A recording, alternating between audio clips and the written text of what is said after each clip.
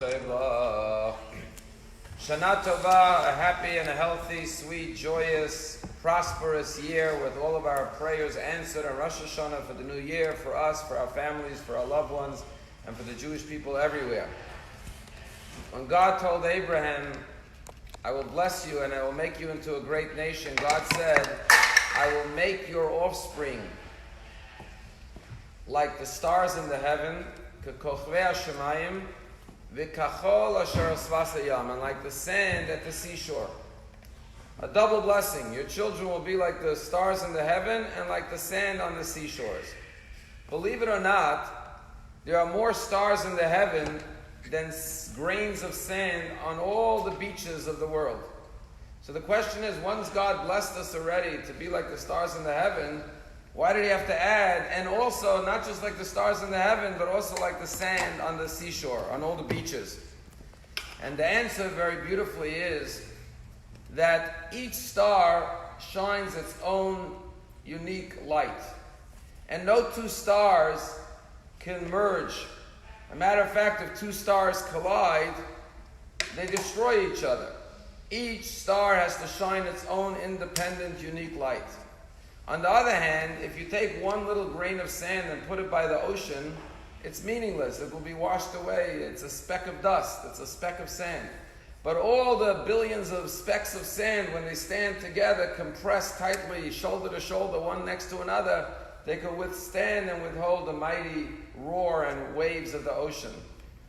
And that is the blessing that God gave Abraham. Your children should be like the stars in the heaven, like the sand on the seashore. On the one hand, every Jew should know you have your light. That's unique. And no one else could shine your light. And no one could compete with your light. And no one could detract from your light. Your light has to be radiated into this world, and no one else can do it but you. On the other hand, every Jew has to know we have to stand together with every other Jew around the world, because our real strength is only when we're like the sand on the seashore, we're all tightly compressed, shoulder to shoulder, standing together. Then we can withstand all the pressures, all the forces of assimilation, of anti-Semitism, and so on. And this is what Hillel, the great sage, said. Hillel said, if you're not for yourself, who will be for you? You have to be like the star in the heaven. You have to have your own light, and you have to make sure you're shining your light. But if you're just a star in the heaven by yourself, you're not with other Jews united, like the sand on the seashore, then ma'ani, what are you if you're only for yourself?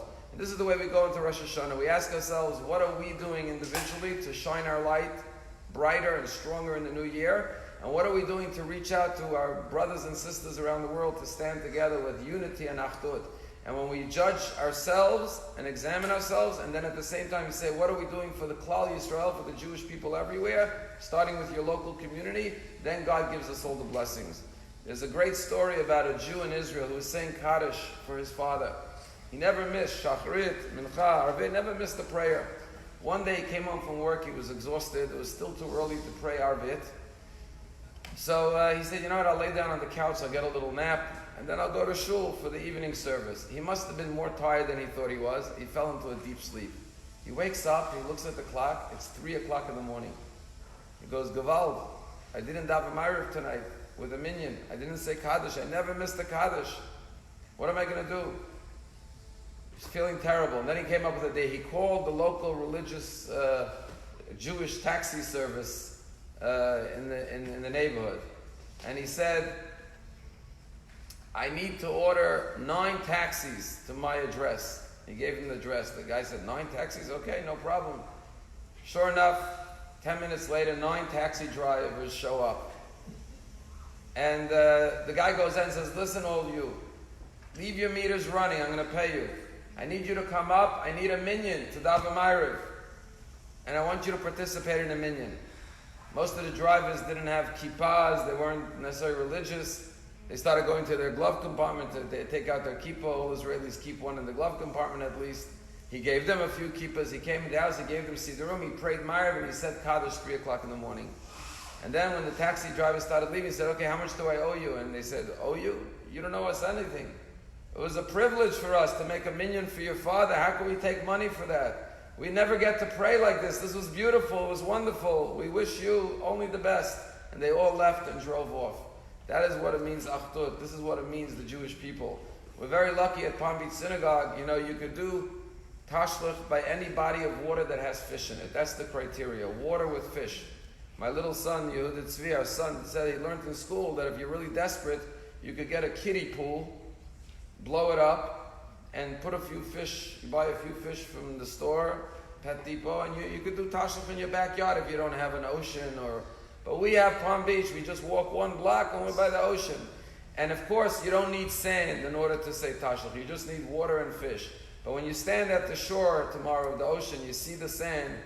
Remember, we're like the stars in the heaven, but we also have to be one close-knit Jewish community, like the sand of the seashore. And then God will bless each and every one of us and all of us together as one great Jewish people. Amen.